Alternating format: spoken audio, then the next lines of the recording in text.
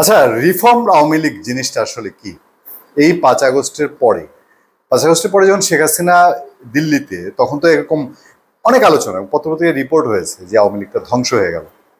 তো সেই ধ্বংস হয়ে গেল 8 মাস পরে আবার এই আওয়ামী লীগের নাড়াচাড়া, আওয়ামী লীগের মিছিল এবং আওয়ামী লীগ বিরোধী শক্তিশালী যে অংশটা, সেটা যদি আমি এনসিপি বলি বা গণ অভ্যুত্থানে যারা জড়িত ছিল, সেই বৈষম্যবিরোধী ছাত্র আন্দোলনের নেতা যারা উপদেষ্টা হয়েছেন, উপদেষ্টার বাইরে, তারা এই সময়ে এসে আবার আওয়ামী লীগ আওয়ামী লীগ আওয়ামী লীগ কিভাবে যেন মানে মাঠের রাজনীতিতে না থেকেও আওয়ামী লীগ আলোচনায় রয়ে গেল।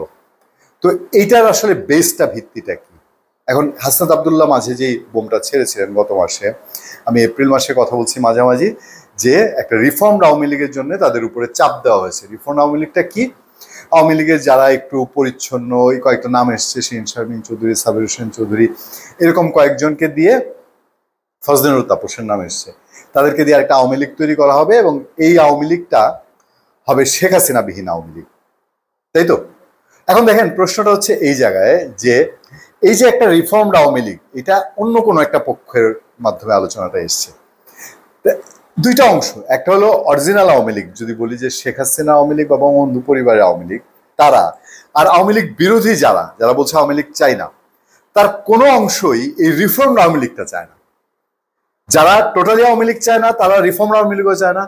আর যারা আওয়ামী লীগ, এখনো যদি বলি আওয়ামী লীগের সভাপতি শেখ হাসিনা, সেক্রেটারি ওবায়দুল কাদের, তারাও রিফর্মড আওয়ামী লীগ চায় না।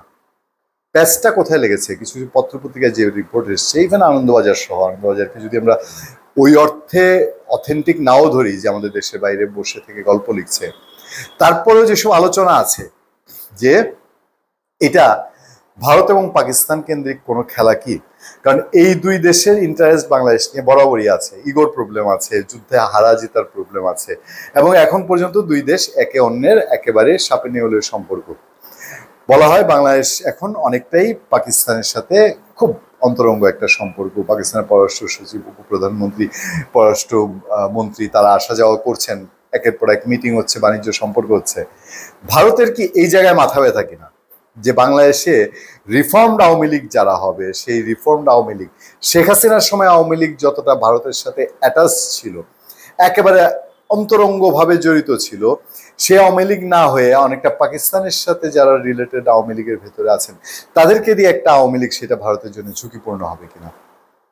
পত্রপত্রিকার রিপোর্টে এটাও বলা হচ্ছে যে এখন আওয়ামী লীগের পুরো মাথা ব্যথাটাই, সমস্ত ব্রেন তারা দিচ্ছে এই রিফর্মড আওয়ামী লীগ ফেরানোর জন্য। তাদের টেনশন হলো রিফর্মড আওয়ামী লীগ নামে যদি একটা আওয়ামী লীগ করা হয়, সেই আওয়ামী লীগ যদি ইলেকশনে যায়, তাহলে বলা হবে যে আওয়ামী লীগ তো ইলেকশনে আছে, ইলেকশনে নাই এটা বলা যাবে না।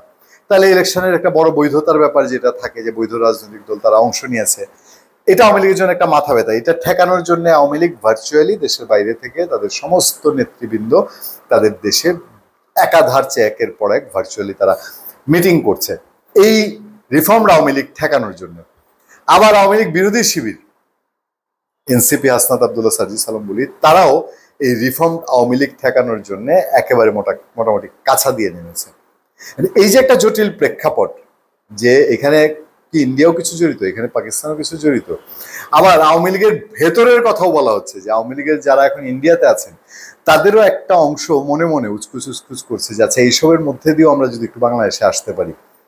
পত্রপত্রিকার রিপোর্টে এটা বলা হচ্ছে, তাদের সঙ্গে যোগাযোগ করা হচ্ছে, বলা হচ্ছে তোমরা আসো, তোমাদেরকে ইলেকশন করতে দেওয়া হবে, রিফর্মড আওয়ামী লীগ হবে, তোমরা শেখ হাসিনাকে অস্বীকার করবা, তাহলে তোমাদের কোনো ঝামেলাই, আন্দালে কিন্তু কপালে বিপদই আছে।